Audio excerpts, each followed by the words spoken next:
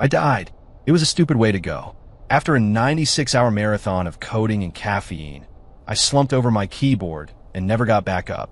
My monitor was still glowing with the PowerPoint I hadn't finished, its title a bitter joke, The Hustle Mindset, Fueling the Spirit of Innovation. How ironic.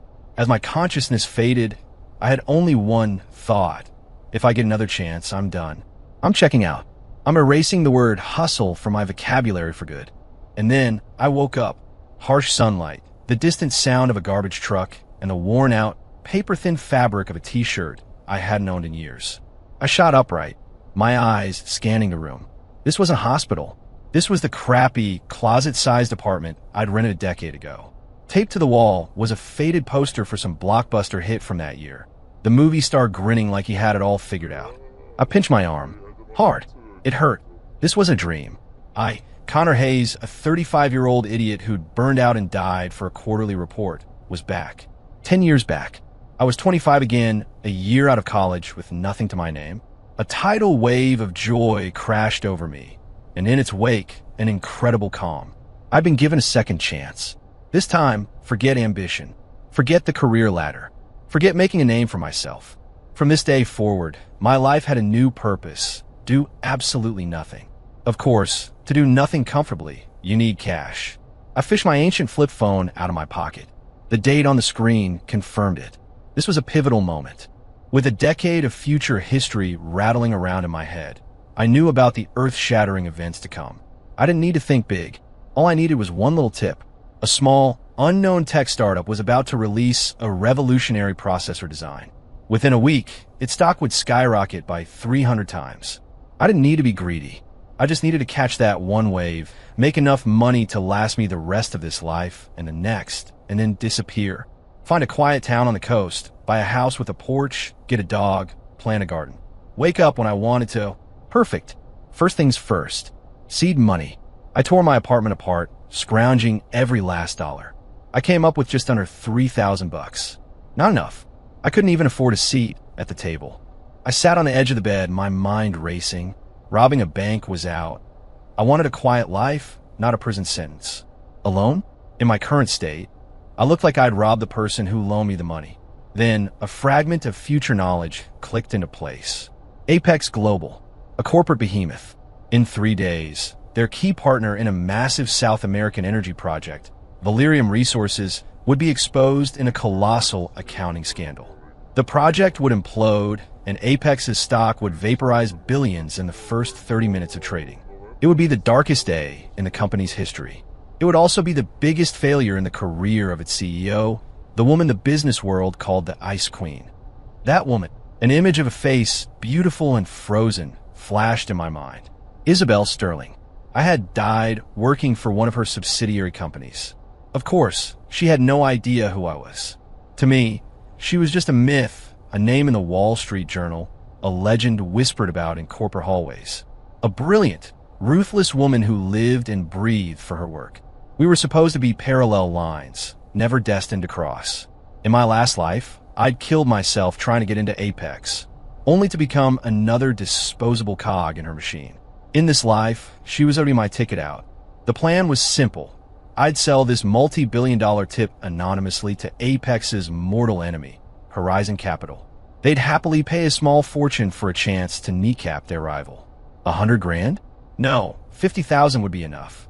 With 50 grand, I could get in the game, ride that 300x stock to the moon, and cash out forever. I walked to a 24-hour internet cafe down the street and paid for an hour on a grimy computer. For maximum anonymity, I used an encrypted overseas email service and carefully drafted my message. It was short and sweet. In 3 days, Valerium Resources will be exposed for massive financial fraud. Apex Global stock will crash. For a head start, wire $50,000 to this account. I pasted in the details for a temporary, untraceable crypto wallet. The recipient. I dredged the name of Horizon Capital's head of acquisitions from my memory. What was it? Something like Ken Zhao at Horizon Capital. Calm. I typed it in letter by letter, double-checking it. Then I hit send. I leaned back, exhaling slowly. The door to my new life of blissful apathy was swinging open. I even started browsing Zillow for beachfront properties. What I didn't know was that as my finger hit the enter key, a subconscious slip, a ghost of a memory from my past life of corporate servitude, made me type a different address altogether. My fingers, moving with a mind of their own, typed out the name of the woman who was, in a way, responsible for my death. The email, worth billions, never went to Ken Zhao at Horizon Capital. Instead, it bypassed firewalls, slipped through security protocols, and landed, flagged in crimson with a high priority, unknown source warning on a massive monitor in the top floor office of Apex Global. In front of that screen, Isabel Sterling had just ended a conference call with the Tokyo office. She picked up her coffee, ready to review the next report, when my message filled her entire screen. Her brow furrowed just slightly. The air in Isabel Sterling's office always seemed a few degrees colder than anywhere else. Floor-to-ceiling windows offered a panoramic view of the city's frantic energy, but inside, everything was minimalist, monochromatic, and silent. Isabel stared at the email, her expression unreadable. As the CEO of Apex Global, she got countless messages like this. Unsolicited business proposals, crackpot theories, and, of course, blackmail attempts. Her executive team filtered out 99.9% of it. But this one was different. It had bypassed every filter and landed directly in her private inbox. That alone suggested the sender was more than just a common troll. Valerium Resources. Financial fraud, she whispered, her manicured fingertip tapping a silent rhythm on the cold surface of her desk. Valerium was their most critical strategic partner in South America. The energy project was the cornerstone of Apex's 5-year plan. She had personally overseen every aspect of the deal. The data had been vetted by the best teams in the world. There was no way it was compromised. This email was either a pathetic, clumsy prank, or she didn't let herself finish the thought. Give me the heads of legal and internal audit. Secure 3-way conference now, she said to the empty room. Yes, Ms. Sterling, a disembodied digital voice replied. A moment later, the faces of 2 grim-faced, middle-aged men in suits materialized on the virtual display in front of her. Isabel, Ms. Sterling, I want you to use level 1 clearance. Run a deep-level forensic audit on Valerium's financials and project data for the last 3 years. I want a report on my desk in 3 hours. I want to know if it's perfectly clean or absolutely filthy. Her voice was quiet, but it carried the weight of an unshakable command. Both men's expressions shifted. Level 1 clearance on a current strategic partner was unheard of. It was the corporate equivalent of a nuclear option. If Valerium found out, the deal would be dead, and the fallout would be catastrophic. Isabel, are you sure? If word of this gets back to Valerium. The head of audit began, hesitating. Execute, Isabel said, her voice dropping another 10 degrees. She terminated the call. She leaned back in her chair and closed her eyes. She wasn't thinking about the email. She was thinking about a mistake she'd made 3 years ago, just after taking over as CEO. A misjudgment that cost the company a major acquisition. It was the only black mark on her record, and she had sworn she would never let it happen again. She didn't believe in anonymous tips from unknown sources. She believed in data. If the data proved this email was a hoax, she would leverage every resource at her disposal to find the person who dared to play games with Apex Global and erase them from existence. But if the data was real, Isabel's eyes snapped open, a dangerous glint in them. Then this person, whoever they were, was terrifying. Meanwhile, I was back in my apartment, blissfully slurping down a packet of ramen. 50 grand. Any minute now. I was already debating whether to buy a condo in Miami or a cabin in the Rockies. Life was looking up. The minutes ticked by. An hour. 2 hours. 3. I was on my second packet of ramen, and my crypto wallet was still sitting at a big, fat zero. What the hell? I was starting to get antsy.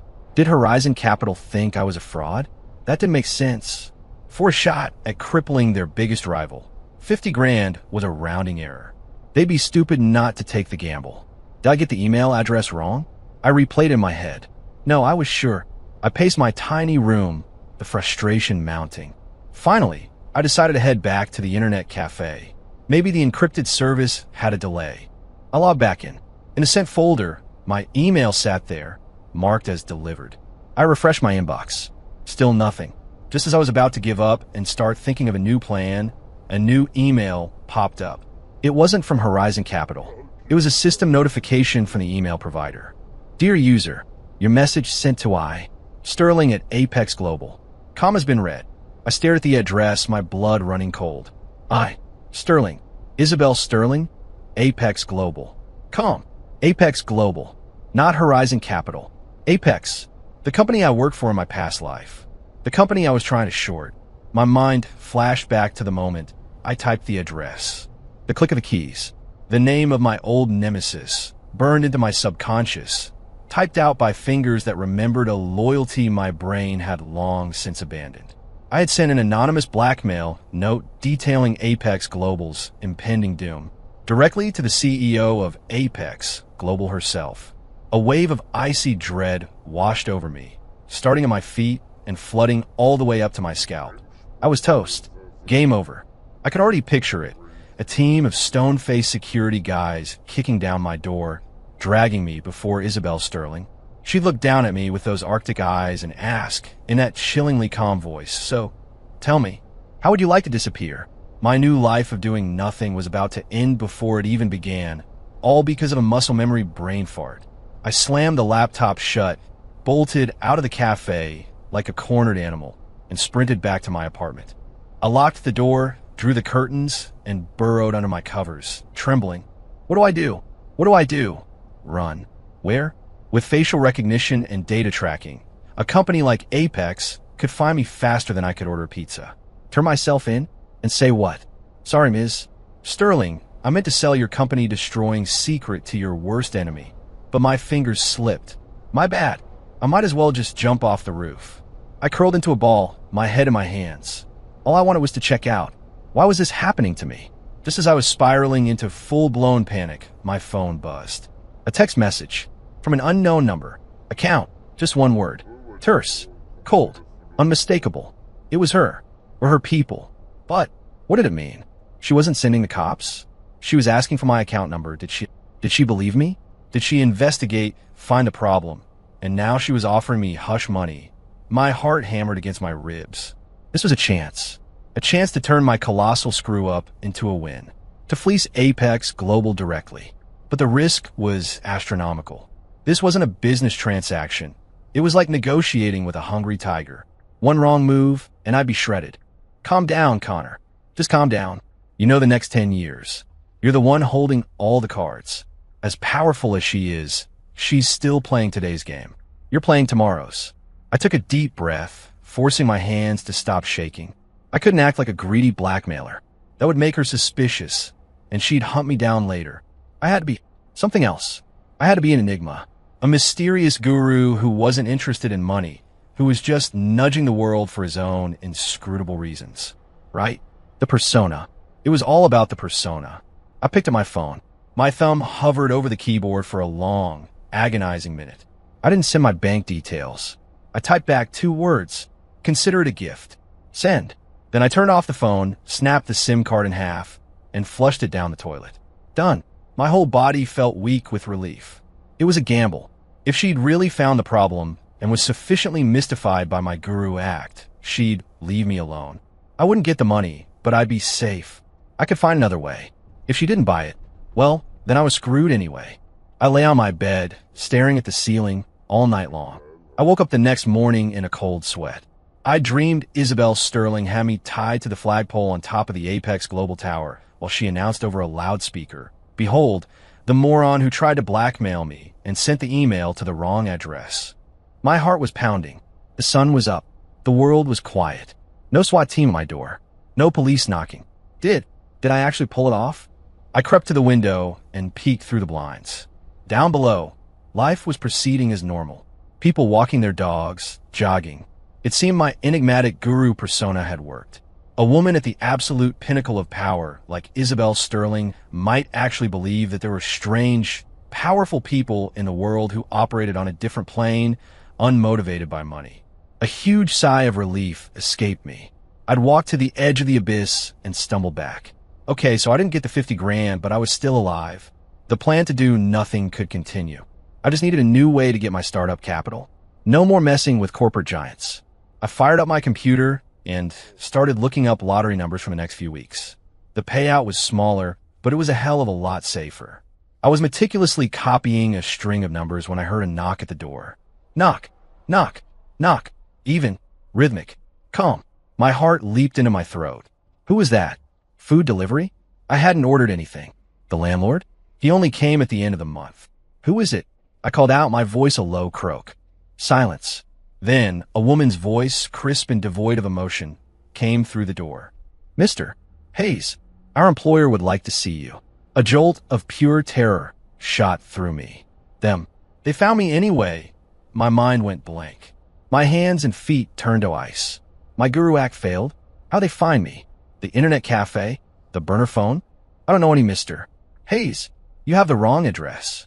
I said, my voice cracking. Another stretch of silence.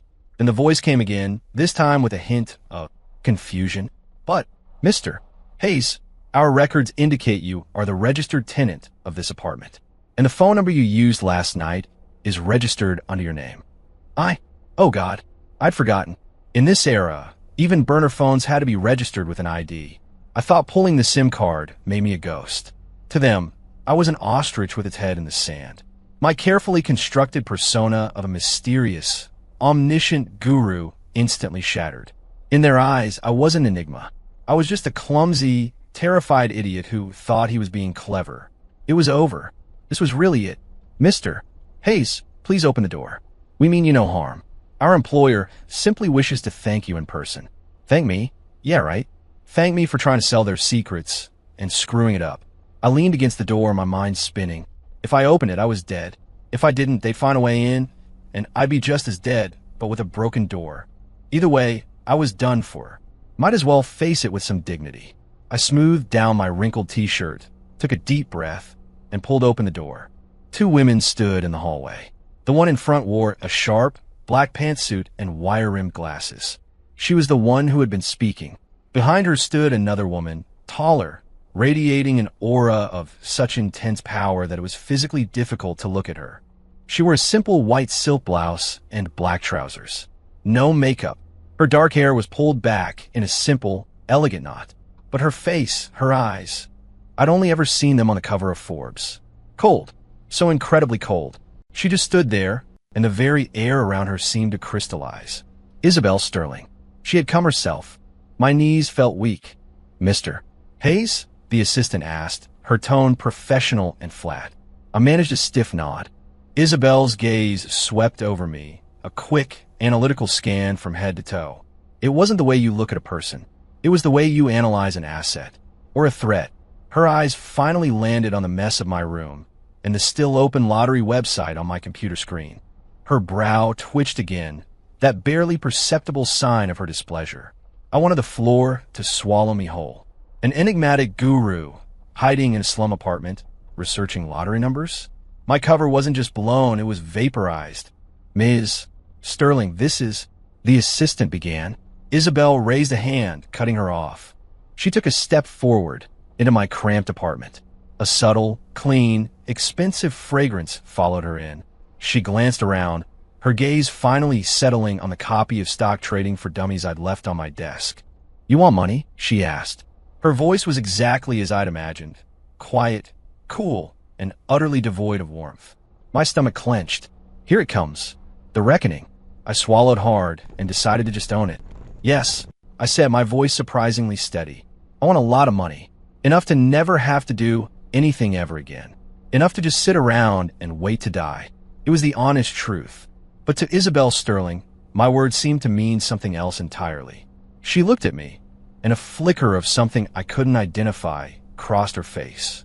Wait to die. She repeated the words softly, and the corner of her mouth tilted up in a microscopic, barely there smile. An interesting way to put it. Interesting? What was interesting about it? Mr. Hayes, she said, turning her full attention to me, her tone now absolute. I'm going to offer you a job at Apex Global, Chief Strategic Advisor to the CEO. The starting salary is $10 million a year, with no ceiling. What? I was sure I'd misheard her. Chief Strategic Advisor, $10 million a year, because I sent an email to the wrong person? Ms. Sterling, are you serious? I stammered. I'm never not serious, she said flatly. The email you sent yesterday saved Apex from a loss of, at minimum, $3 billion, not to mention incalculable damage to our reputation. You've earned the position. It finally sank in. She had investigated, and the problem was real. My accidental email had been her lifeline, but I didn't want to be an advisor. I wanted to be retired. I'm sorry, Ms. Sterling, but I refuse, I said, mustering all my courage. The air in the room instantly dropped 20 degrees. The assistant next to her gasped softly, staring at me as if I had just grown a second head. Refuse Isabel Sterling? Refuse $10 million? Isabel herself seemed taken aback. It was clear she was not a person who heard the word no very often. Your reason, she demanded, her eyes locked on mine. I don't like working, I said honestly. My dream is to be retired. Isabel was silent. She just stared at me, her gaze so sharp I felt like it was peeling back layers of my soul. I braced myself for the explosion, but instead, she did something I never expected. She reached into her coat pocket and pulled out a sleek black credit card, placing it on my desk. This has $1 million on it. It's your payment for the information. Then, she produced a folder and placed it next to the card. Furthermore, the crypto wallet you provided, as well as every bank account currently registered under your name, have been frozen, effective immediately. My jaw dropped. You are a person of interest in an ongoing investigation into attempted corporate extortion. While the target was incorrect, the act itself is a federal crime. I can make it go away. But my price, she paused, her voice like velvet-wrapped steel, is that you come work for me. The accounts will be unfrozen when I am satisfied with your performance. I stared at her, utterly speechless. This was coercion. This was insane. This woman didn't play by the rules. She left the card and the folder on my desk, turned, and walked out without another word. Tomorrow morning, 9 a.m., top floor of the Apex Tower. I'll be waiting, she said from the doorway. She paused, then looked back at me one last time. And by the way, the lottery is a statistically poor investment. Your talents are wasted on it. Then she was gone. I stood frozen in the middle of my room, staring at the black card and the legal notice, my mind a complete shambles. I, Connor Hayes, a man reborn with the simple goal of doing nothing, had just been press-ganged into service by an Ice Queen CEO.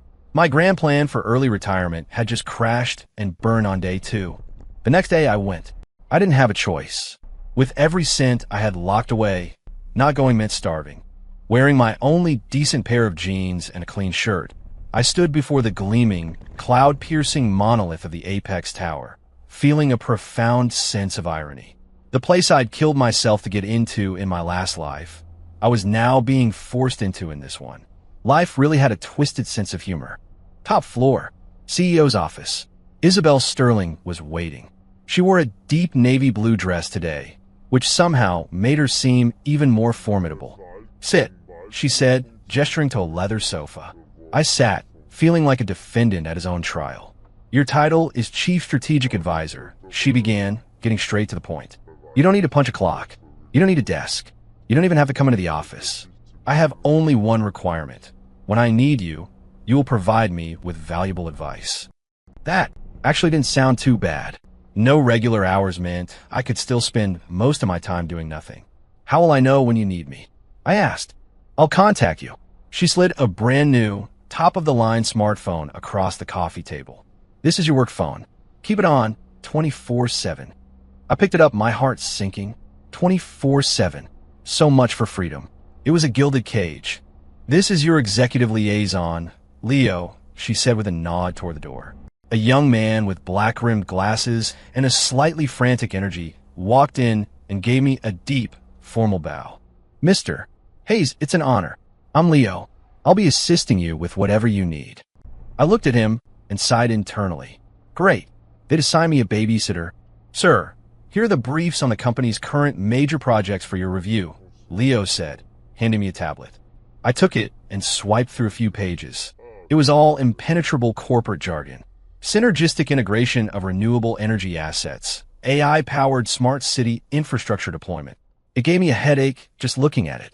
Can I get an advance on my salary? I asked, looking up at Isabel. My rent is due. Isabel and Leo both stared at me. A $10 million a year advisor, and on his first day, he was worried about rent. I thought I saw the corner of Isabel's mouth twitch. Leo, take Mr. Hayes to finance and authorize a 3-month salary advance. Also, find him a furnished corporate apartment near the office. Yes, Ms. Sterling. Leo's eyes lit up, and he looked at me with newfound awe. What was he in awe of? My shamelessness? And just like that, I stumbled into the job of Chief Strategic Advisor for Apex Global. I was living in a luxury, high-rise downtown with over $2 million in my now-unfrozen bank account. My standard of living had skyrocketed, but I wasn't happy. Not one bit. I knew this was just the calm before the storm. Isabel Sterling didn't pay this much for someone to sit around and collect a paycheck. Sure enough, my peaceful existence lasted less than 48 hours. I was in my new apartment, deep into the final boss battle of a new video game, when my work phone rang. It was her. Get to the office. Her voice was as cold and sharp as ever. I sighed, put down my controller, and caught an Uber. The boardroom was thick with tension.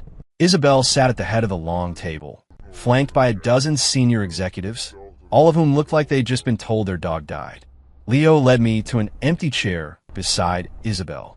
Every eye in the room turned to me. I saw curiosity, appraisal, but mostly skepticism. One man in particular, a slick, middle-aged executive with too much gel in his hair, sitting opposite Isabel, looked at me like I was a snake oil salesman. I later learned he was Ken Zhao, the company's executive VP and Isabel's main internal rival. Now that everyone is here, continue, Isabel said. A project manager stood up and began his report. The short version was this. Apex's major e-commerce platform was getting its teeth kicked in by a new, aggressive competitor called Frenzy.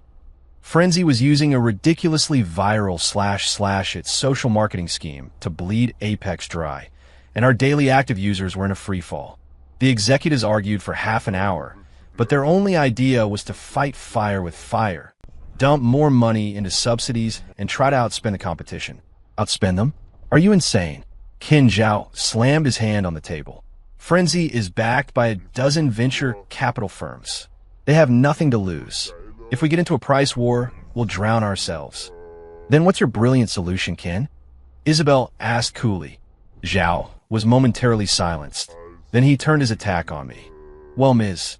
Sterling, you brought in this. Chief Strategic Advisor for a king's ransom. He's supposed to be some kind of prophet, isn't he? Why don't we let him enlighten us? His voice dripped with sarcasm. Everyone turned to look at me, hungry for a spectacle. I silently cursed Ken Zhao. What did I ever do to him? I just wanted to play my video game. Isabel looked at me too, her expression unreadable, simply waiting. My scalp prickled. Frenzy's / a model. Of course I knew it. In my past life, it had become a phenomenon, building a multi-billion-dollar empire. Trying to beat it head-on at this stage was impossible. So what could I do? The only thing I could think of was the one major crisis Frenzy faced down the road. About 6 months from now, their platform would be rocked by a massive scandal involving counterfeit and dangerous products. They'd be called out by federal regulators, and the public trust would evaporate overnight. Their stock would crash, and they'd nearly go under. It was their only weakness. But I couldn't just say that. Who would believe me? Hey guys, I can see 6 months into the future. They'd have me committed. I had to deliver the message in a way they could.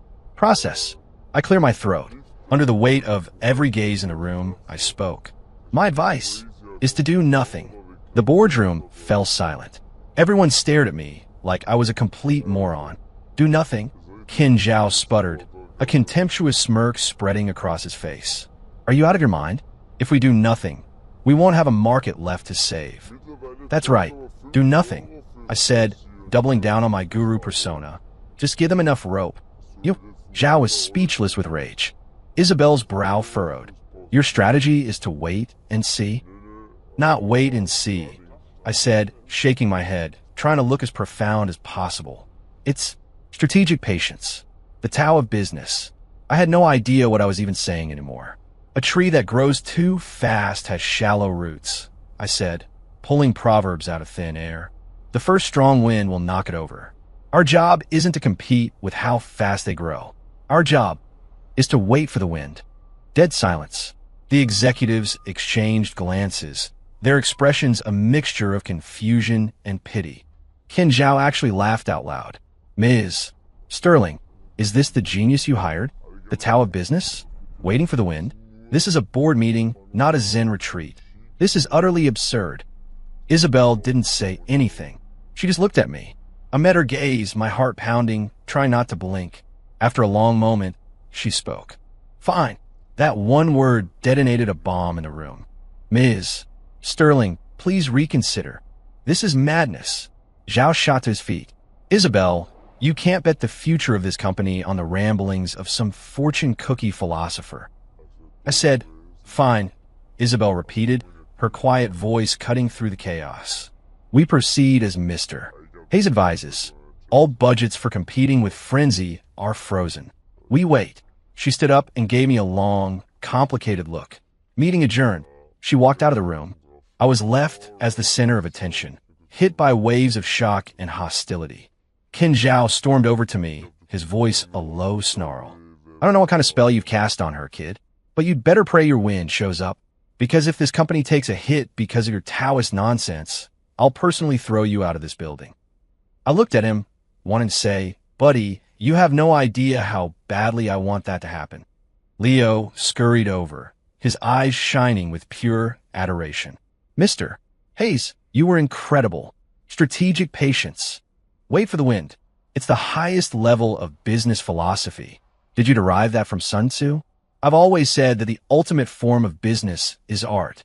Don't you worry. I will draft a memo on your core philosophy for immediate dissemination and study. I just stared at him. I stared at this assistant with an overactive imagination and felt a profound weariness settle over me. I just wanted them to leave me alone so I could go home and play my game. How did my life get this complicated? For the next month, I was the laughingstock of the company, the Zen master, the corporate guru. I heard the whispers every time I walked down the hall. Qin Zhao took every opportunity to ridicule me. At every meeting, he'd find a way to get a dig in. Well, look who it is. Here to wait for more wind, Mr. Hayes. Hey, Connor, Frenzy's user numbers hit another all-time high. When exactly is this breeze of yours supposed to arrive? Hope it's not a hurricane that blows us all away. I ignored it all, not because I had thick skin, but because I just couldn't be bothered. I had better things to do, like clearing the next level of my game. Isabel left me completely alone. She seemed to be taking my advice to heart, holding her ground against immense pressure from the board and doing absolutely nothing about Frenzy. It made me uneasy. The more she trusted me, the more I felt like I owed her. And for a guy who just wanted to check out, owing people was the worst. One afternoon, I was deep in a walkthrough for a new game's final chapter when Leo called, his voice frantic. Mr. Hayes, it's a disaster. A complete disaster. What now? Did the sky fall? I asked calmly. Worse. The company. Our stock price is tanking. My stomach dropped. I pulled up a financial app. Sure enough, Apex Global stock chart was a sickening shade of red and heading south fast. It had to be because of Frenzy. Frenzy just closed a new round of funding at triple their last valuation, Leo said, his voice cracking. The market thinks our e-commerce division is dead in the water, and everyone is dumping our stock. Morale is at rock bottom, and Mr. Zhao has organized an emergency board meeting with several directors to call for a vote of no confidence in Ms. Sterling. I frowned. This was happening faster than I expected. Where is she? She's locked herself in her office. She won't see anyone. I fell silent. I knew the kind of pressure she was under, and I knew it was all my fault. If she was forced out, my head would be the next one on the chopping block. My beautiful, lazy, do-nothing life was once again in jeopardy. I couldn't just sit here. Leo, listen to me, I said, taking a deep breath. I need you to do something for me. Right now. Anything, sir. Go to the copy shop downstairs and print 100 copies of this. I emailed him a document I'd prepared just in case. It was a report I'd put together from memory, a detailed white paper on the plague of counterfeit goods on e-commerce platforms. It laid out, in excruciating detail, all the pitfalls and regulatory nightmares other companies had faced over the next few years. Of course, I didn't frame it as future knowledge. I called it a risk analysis based on predictive data modeling. 100 copies? And then what? Leo asked, confused. Then you're going to stand in front of the building and hand them out to passersby. Leo was silent for a moment. Sir, you wanted to hand out flyers? How was that going to save the company? Don't ask questions. Just do it, I said, my tone leaving no room for argument. I hung up and leaned back on my sofa, my own heart racing. I couldn't directly tell Isabel that Frenzy was about to have a counterfeit crisis. But maybe, just maybe, I could create enough noise about the topic to get it on her radar. It was a long shot. It was a crazy shot, but it was the only one I had. Downstairs, in front of the Apex Tower, Leo stood with a heavy stack of papers, feeling like the world's biggest idiot. He looked at the river of sharply dressed professionals flowing past him, then down at the flyers in his hands. The CEO's executive liaison, handing out pamphlets in front of his own corporate headquarters? The company would be a laughingstock, but it was an order from Mr. Hayes. And in Leo's mind, Mr. Hayes was a god. Every seemingly bizarre action had a deeper, hidden meaning. The Tao of business. Strategic patience. Leo muttered to himself, psyching himself up. This isn't handing out flyers. This is a public sermon. Mr. Hayes is disseminating wisdom to the masses. With this new perspective, Leo was filled with a sense of purpose. He cleared his throat and stepped in front of a man in a pinstripe suit. Excuse me, sir. Interested in the future of e-commerce?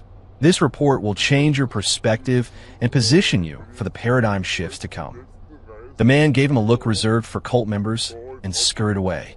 After a dozen rejections, Leo was starting to feel dejected. Just then, a black Maybach pulled up to the curb. The door opened, and Isabel Sterling emerged.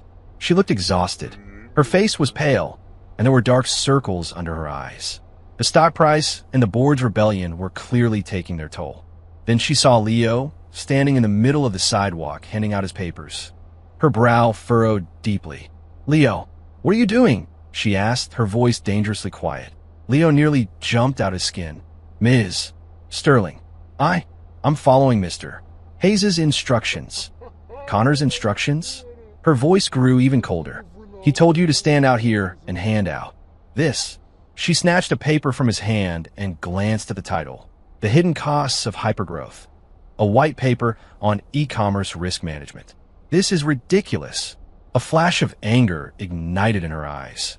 Does he have any idea what's happening right now? He's wasting time on these pathetic publicity stunts. Get him on the phone. I want to see him in my office now. Isabel was furious. She had staked her career on his bizarre advice, and this was how he repaid her? By turning her executive liaison into a street corner pamphleteer. She felt like a fool for ever trusting him. Just then, there was a commotion from the street. A news van screeched to a halt, and a reporter, followed by a cameraman, came jogging toward them. Ms. Sterling, Julia Croft, from Market Movers, the reporter said, recognizing Isabel immediately and thrusting a microphone in her face. Ms. Sterling, given today's catastrophic drop in Apex's stock price and the market's overwhelmingly negative outlook on your e-commerce division, do you have a comment for your investors? The question was a dagger. Isabel's security team moved to block the reporter. Wait, Isabel commanded. She couldn't hide. She was the CEO of Apex. She had to face the music. She took a breath, preparing to deliver the usual corporate speak platitudes. But the reporter's gaze had shifted to the document in Isabel's hand. Wait a second. Is that a white paper on e-commerce risk management? The reporter, a seasoned financial journalist, read the title aloud, her eyes widening. At a time when every other company was obsessed with growth, user acquisition, and market share, the CEO of Apex Global was focused on risk management. This was a story, a big one. Ms. Sterling, is this an official Apex publication? Does this signal that while the rest of the market is caught up in a growth frenzy, Apex is already looking ahead to the next phase of e-commerce, sustainability, and quality control? The reporter asked, her questions coming in a rapid-fire burst. Isabel froze. She looked down at the report in her hand, then over at the terrified-looking Leo. And in that instant, like a bolt of lightning, it all made sense. Publicity stunt? Pathetic nonsense. No, this wasn't a breakdown. This was a masterstroke of public relations. At the market's moment of maximum panic, when faith in Apex was at its lowest, He had manufactured a seemingly absurd event to draw the media's attention. And then, through the media, he was broadcasting a new, far more sophisticated strategic message. We aren't playing your childish little growth games. We're playing chess. We're thinking about the future. The audacity of it, the sheer brilliance, was staggering. It was a move so galaxy-brained that even she, a CEO who lived and breathed strategy, had almost missed it. Isabel Sterling instantly understood what Connor Hayes wanted her to do. She turned to face the camera. The exhaustion vanished from her face, replaced by her signature look of absolute confidence and control. "Yes," she said, holding up the report for the camera to see. Her voice was clear and strong. "We are not concerned with short-term market fluctuations. Apex has always been focused on long-term, sustainable growth. This white paper represents our vision for the future of the industry. While others are focused on reckless expansion, we are focused on building order." The camera flashes were blinding. Back in my apartment, I watched the whole scene unfold on a live feed from Leo's phone. I was dumbfounded. I was just trying to give Isabel a little hint about the counterfeit issue. How did that turn into a masterstroke of PR? Building order. What was wrong with this woman's brain? I looked at the Isabel on the screen, radiating power and vision, and then thought about my actual, pathetic, desperate reason for the flyers. It occurred to me that there might be a massive, unbridgeable misunderstanding between us. Isabel's order and sustainability speech, broadcast by market movers, went viral online. At first, the reaction was mockery. Apex is losing, so now they're talking philosophy? Pathetic. Building order? How about you start by stopping the bleeding of your user base? LOL, their stock is in the toilet, and she's acting like she's playing 4D chess. But all it takes is one spark to change a narrative. 3 days later, a bombshell news story hit the internet. Frenzy platform under federal investigation for counterfeit goods.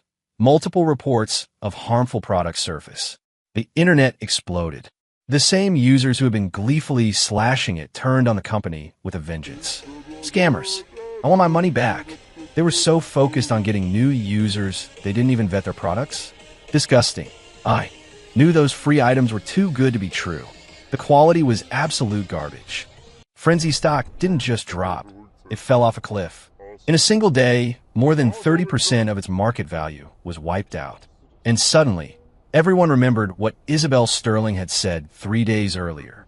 While others are focused on reckless expansion, we are focused on building order. Apex has always been focused on long-term, sustainable growth. The internet was stunned. Holy, she's a psychic. Did Isabel Sterling time travel? How did she know Frenzy was going to implode? That's what you call a real CEO. While we were all chasing shiny objects, she was seeing the whole board. I take back everything I said. Apex is a beast. Isabel Sterling is a legend. Apex Global's stock began to rebound with ferocious intensity. It not only recovered its losses, but soared to a new all-time high. Investors who had panic sold their shares were left weeping. And Apex's e-commerce platform, once left for dead, was suddenly hailed as a bastion of quality and reliability. Its user base began to grow at an exponential rate. A corporate catastrophe had been transformed into the company's greatest triumph. Inside Apex Global, the shockwaves were even bigger. Everyone who had made fun of me now looked at me with a mixture of fear and reverence. "Mr. Hayes, you are my hero." "Sir, I am not worthy." Qin Zhao's face was a permanent shade of purple. He had publicly challenged Isabel and been spectacularly humiliated. Now, he practically ran whenever he saw me in the hallway. And my number one fan, Leo, was busy deifying me. He held multiple seminars to study the white paper I'd written. "Look at this, people," Leo would say, pointing to a sentence I'd thrown in to increase the word count. "The end of engagement is responsibility. So profound, so prescient. Mr. Hayes saw the fundamental truth of the digital economy weeks ago. In this line, any business model divorced from quality is a castle built on sand. This is scripture. This is the gospel of modern commerce."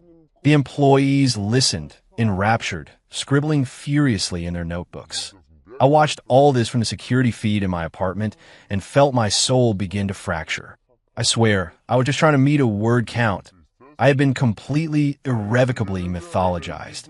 In the collective mind of Apex Global, I was an omniscient, borderline supernatural hermit who had descended from my mountain of wisdom to playfully guide humanity, all while being completely above petty concerns like money. They had written an entire fantasy epic, and I, a guy whose only real ambition was to perfect his nap schedule, was the hero. I was so tired. Just then my work phone rang. It was Isabel. My office. Now, her voice. It sounded different. Less cold. Was that amusement in her tone? I trudged up to the top floor. Isabel was standing by the window, looking down at the city. She turned to face me, her eyes bright. "Who are you?" she asked, the question hanging in the air. Here we go again. How could I possibly answer that? Hi, I'm a lazy coward from the future who keeps getting lucky. She'd never believe it.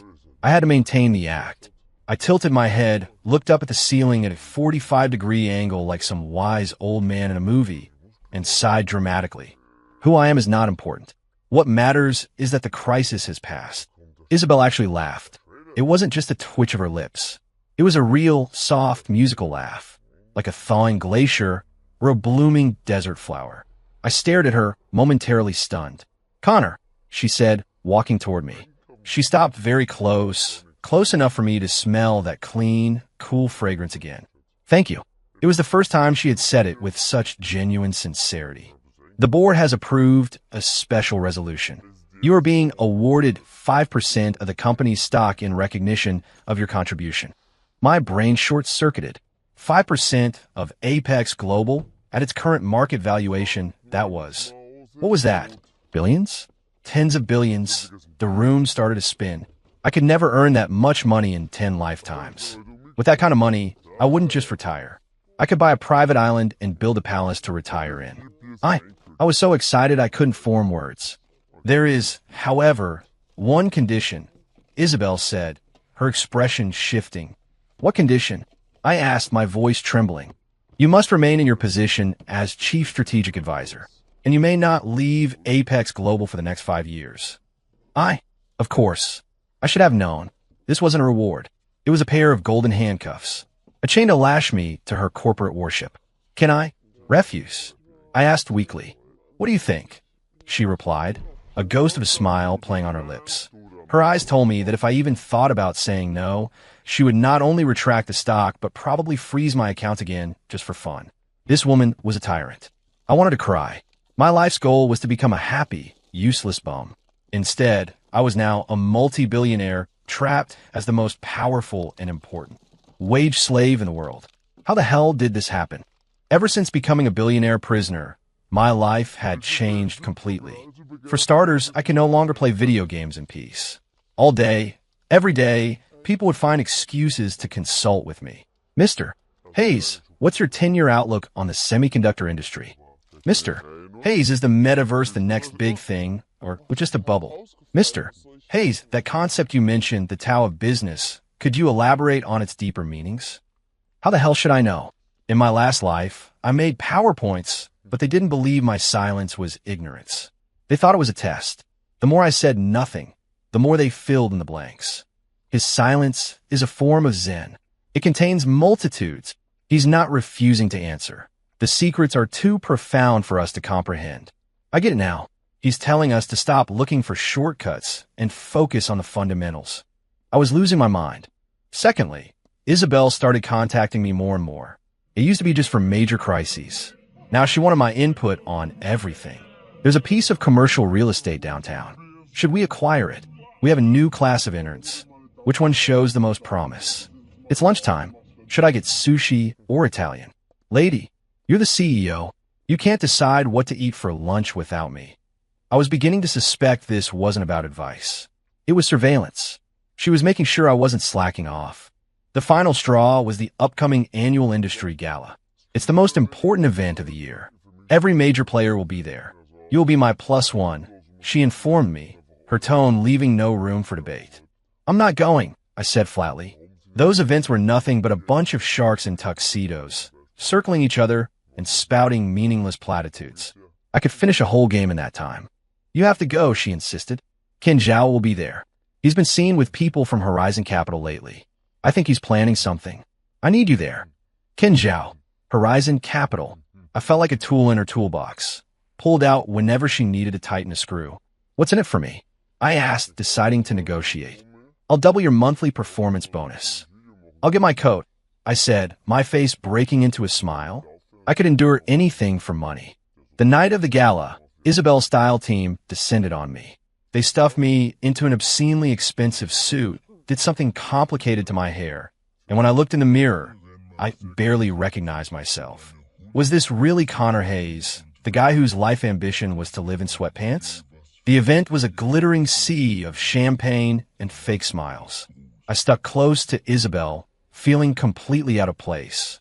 She, on the other hand, navigated the room like a queen, effortlessly charming and intimidating the most powerful people in the country.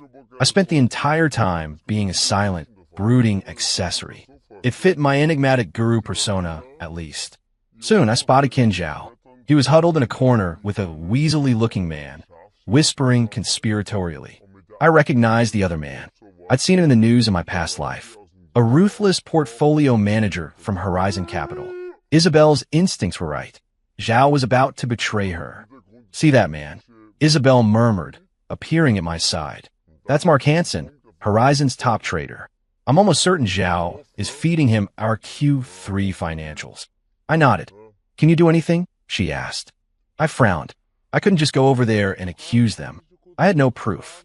I scanned the room, looking for an angle. My eyes landed on a man at the dessert buffet, absolutely demolishing a plate of pastries. That guy. He looked familiar. I dug through my memories, and then it hit me. I'd seen a documentary once. He was a legendary black hat hacker who went by the handle Glitch. He was famous for being able to crack any financial system in the world before he got too hot and vanished off the grid. The documentary mentioned one of his quirks. He was a pathological foodie with a particular weakness for high-end desserts. I looked at the guy again. His plate was piled high with macarons and tiny cakes. That was him. A crazy plan began to form in my mind. I grabbed a glass of wine and strolled over to the buffet. Impressive work, I said with a smile. The man looked up, his eyes wary, his cheeks full of tiramisu. Do I know you? He mumbled. You don't, I said, lowering my voice. But I know you, Glitch. The color drained from his face. He dropped his fork. You've got the wrong guy, he said, trying to bolt. Easy, I said, blocking his path. I'm not a cop. I just want to make a business proposition. I discreetly gestured toward Hansen and Zhao. See those two? I need everything they have on their phones and laptops related to Apex Global. Every message, every file. You do that for me, and I'll give you this much. I held up 5 fingers. 5,000, he scoffed. 500,000, I said quietly. His eyes lit up. How do I know you'll pay? Because I know who you are, I said, meeting his gaze. And as a sign of good faith, I'll give you another tip. The new pastry shop on the north side, La Bellevue, the chef trained under Pierre Herm. Their molten chocolate lava cake will make you weep. I saw his Adam's apple bob. He was in. Deal, he said, wiping cream from his mouth. Give me 10 minutes. He pulled a device that looked like a souped-up Nintendo DS from his pocket, and his fingers began to fly across it. I walked back to Isabel. Done? She asked, incredulous. Give it 10 minutes, I said, taking a sip of wine. 10 minutes later, my phone buzzed. It was an encrypted file from Glitch. I opened it. Inside was the complete chat history between Zhao and Hansen, along with a detailed plan to use the leaked financials to short Apex's stock into the ground. It was all there. I handed the phone to Isabel. As she scrolled through the messages, her expression grew colder and harder until her eyes were burning with a glacial fire. She looked up at Ken Zhao, her gaze utterly murderous. How do you want to handle him? She asked me. We turned their own plan against them. I said simply, they wanted to short us? We would short them first. Horizon Capital was heavily invested in a new alternative energy company. I remembered it clearly. Next week, that company would be exposed for faking its technology patents. The stock would become worthless overnight. Isabel understood immediately. She looked at me, her expression a complex mixture of admiration, curiosity, and something else. Something she probably didn't even recognize herself. Connor, she said softly, it's a good thing you're on my side. I just smiled. I was thinking, lady, if you hadn't shackled me with billions of dollars, I wouldn't be on anyone's side. My bonus for this had better be huge.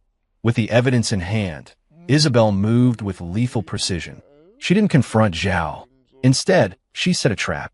The next morning, Apex Global announced the formation of a $10 billion fund to aggressively invest in the alternative energy sector. The news sent shockwaves through the market. Everyone saw it as Apex, fresh off its e-commerce victory, flexing its muscles once again. At Horizon Capital, Hansen and Zhao were ecstatic. They thought Apex was making a rookie mistake, challenging them in their own backyard. Isabel is getting arrogant. Hansen crowed over the phone to Zhao. She thinks one lucky win makes her invincible. Absolutely, Mr. Hansen. She's overconfident. This is our chance to teach her a lesson she'll never forget. Zhao replied obsequiously. They immediately began to mobilize their own capital, preparing to crush Apex's new fund the moment it entered the market. They had no idea they were walking straight into an ambush. And I, the grand strategist of this whole operation, was directing it all from the comfort of my sofa, a bag of potato chips in my lap. Isabel, tell Glitch to leak the patent fraud story to the press. Okay, now our fund can start making some small, visible buys. Make it look like we're testing the waters. One more day, let them commit all their capital. Then we spring the trap. On the other end of the line, Isabel followed my instructions to the letter. She had come to trust me so completely that it was almost scary. For a moment, I felt like I was the CEO of Apex. Then I'd look at my bank account, see the massive consulting fee she'd just deposited, and remember my place. I was just a very, very well-paid employee. The day of reckoning arrived. Just before the market opened, multiple major news outlets simultaneously broke the story. Horizon Star Energy Company had faked its core technology. Panic erupted. When the opening bell rang, the stock didn't just drop, it ceased to exist. It opened at zero and stayed there. Horizon Capital, the largest shareholder, was instantly and catastrophically wounded. And that was just the beginning. As Horizon scrambled to liquidate other assets to cover their losses, Isabel unleashed her $10 billion fund. She launched a coordinated attack on every other major stock in Horizon's portfolio. The market smelled blood in the water. Anything associated with Horizon Capital began to plummet. Hansen and Zhao were in shock. They couldn't understand how Apex knew their strategy, how their perfect plan had been turned against them so devastatingly. By the end of the day, Horizon Capital had lost nearly half its value. Apex Global, meanwhile, had made a fortune. Inside Apex, it was a celebration. Isabel had secured another legendary victory. And I, the man behind the curtain, was elevated from guru to god. Mr. Hayes is a military genius. He's a modern-day Sun Tzu. Forget Sun Tzu. He's the oracle of Wall Street. Leo was practically weeping with joy. Mr. Hayes, I've decided. I want to be your disciple. Please, teach me your ways. I shove him off me. I just wanted some quiet. In her office, Isabel slid a document across the desk to me.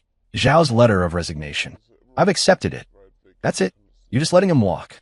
A cold smile touched her lips. Oh no, he's not just walking. He's also paying back every dime he skimmed from this company over the last 10 years. And the evidence of his insider trading has been handed over to the SEC. He'll be spending his retirement in a federal prison.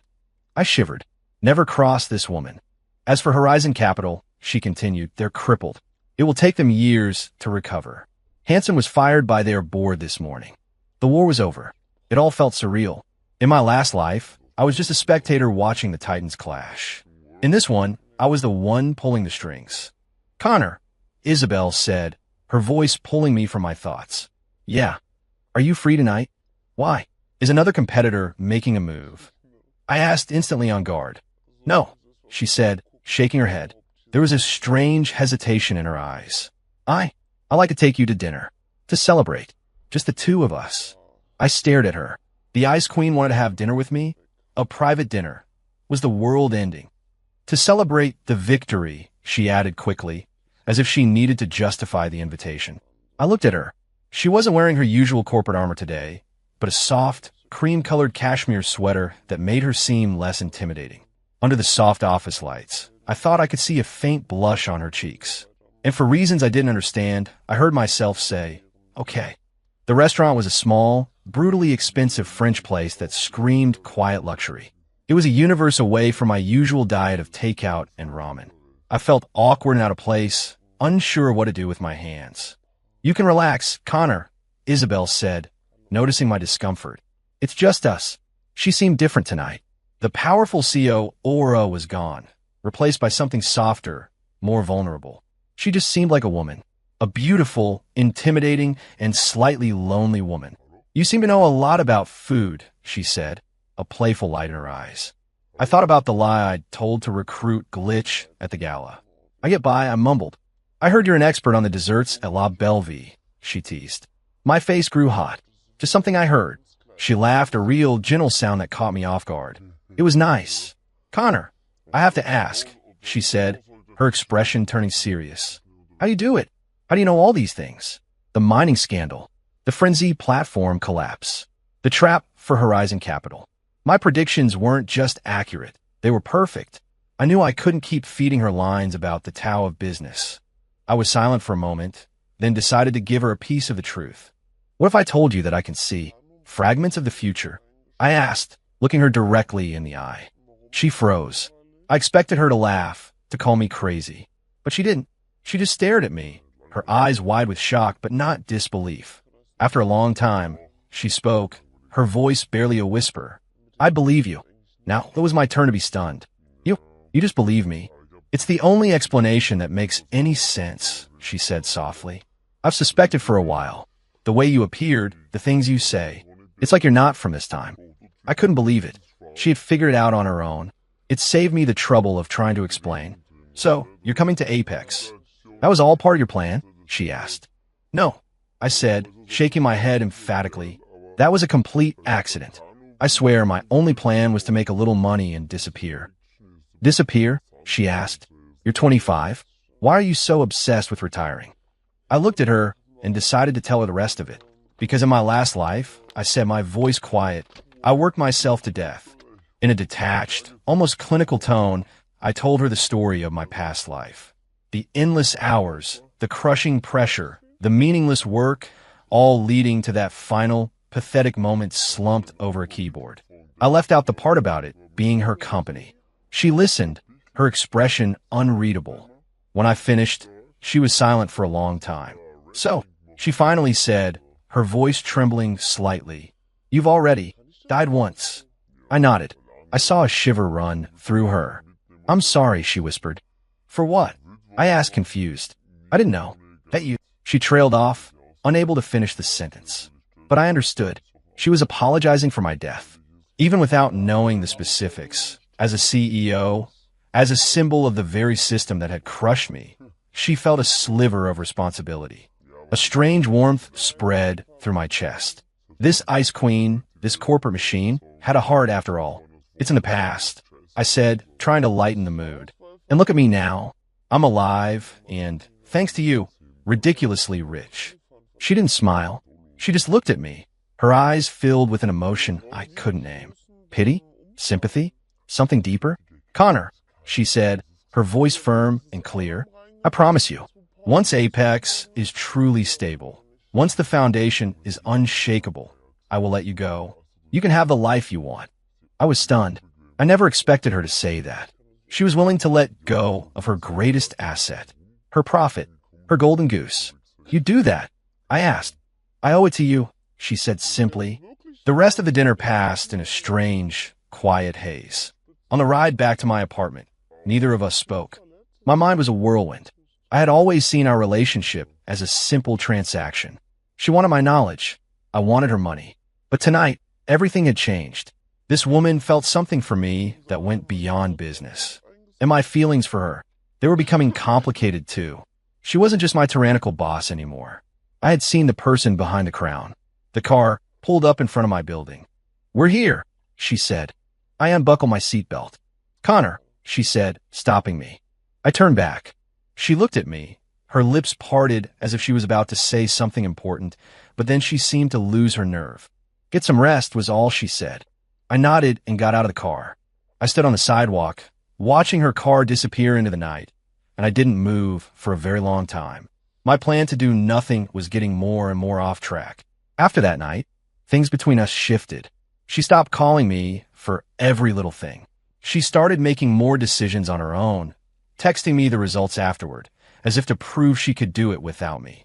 She was intentionally weaning herself and Apex off of me. I should have been thrilled.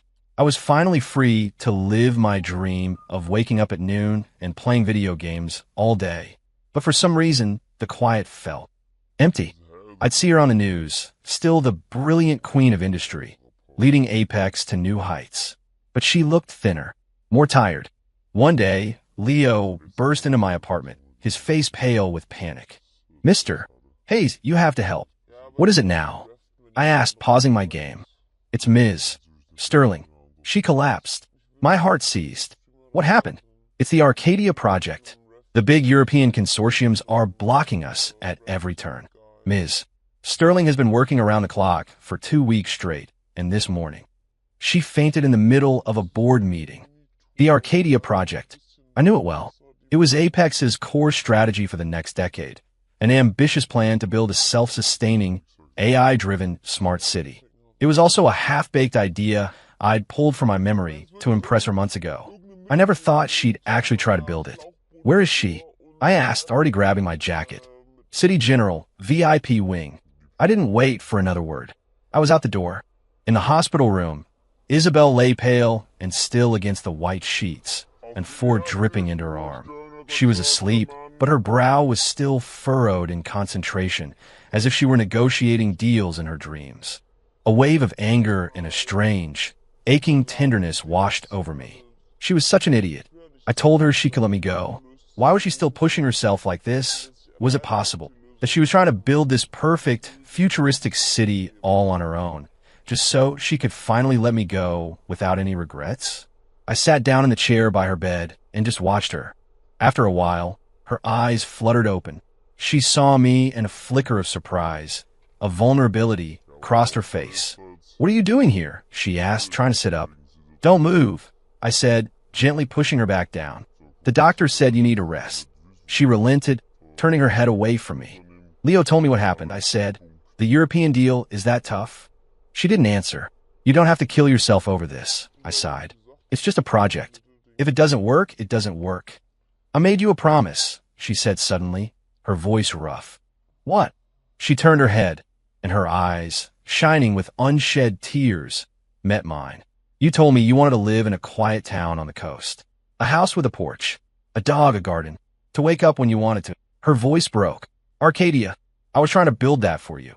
I stared at her, my mind completely blank.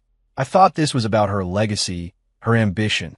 I never imagined she was doing it for me, to make a silly, offhand comment I'd made once into a reality. My throat was tight. I couldn't speak.